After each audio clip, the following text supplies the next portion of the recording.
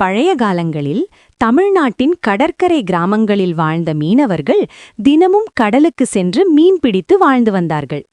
ஒரு நாள் கடல் மிகவும் கொந்தளிப்பாக இருந்தது. பல மணி நேரம் முயன்றாலும் பெரிய மீன்கள் எதுவும் கிடைக்கவில்லை. அவர்களுக்கு கிடைத்தது சிறிய நெத்திலி மீன் மட்டுமே. மீனவர்கள் அந்த நெத்திலி மீனை வீட்டிற்கு கொண்டு வந்தார்கள். வீட்டிலிருந்த பெண்கள் அந்த சிறிய மீனை எப்படி சுவையாக சமைப்பது என்று யோசித்தனர்.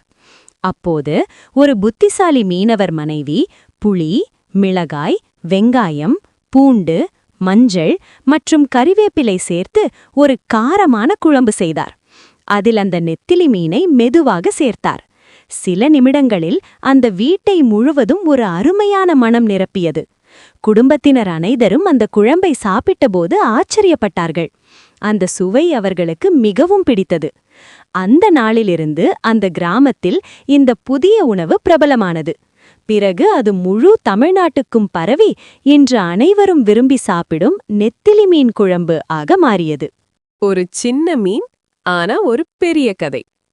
பழைய காலங்களில் தமிழ்நாட்டின் கடற்கரை கிராமங்களில் வாழ்ந்த மீனவர்கள் தினமும் கடலுக்குச் சென்று மீன் பிடித்து வந்தார்கள். ஆனா ஒரு நாள் கடல் கொந்தளித்தது. பல மணி நேரம் முயன்றாலும் பெரிய மீனொன்றும் கிடைக்கவில்லை. அவர்களிடம் இருந்தது சின்ன சின்ன நெத்திலி மீன் மட்டும்.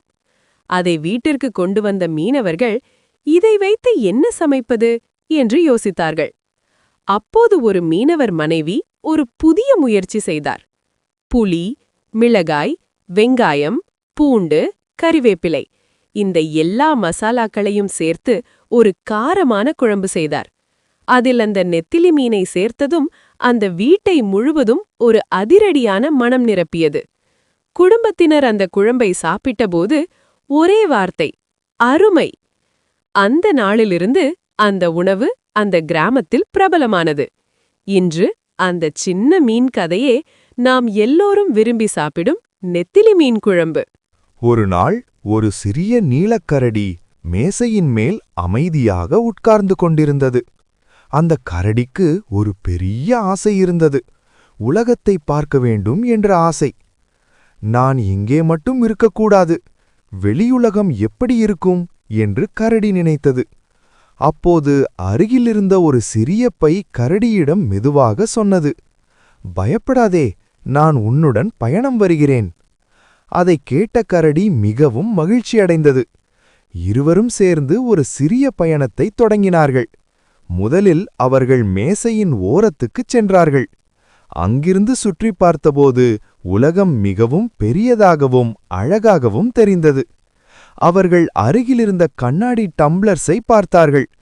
அவை ஒளியில் ஜொலித்துக் கொண்டிருந்தன. வாவ், உலகம் இவ்வளவு அழகா இருக்கும்னு நான் நினைக்கல என்று கரடி ஆச்சரியப்பட்டு சொன்னது.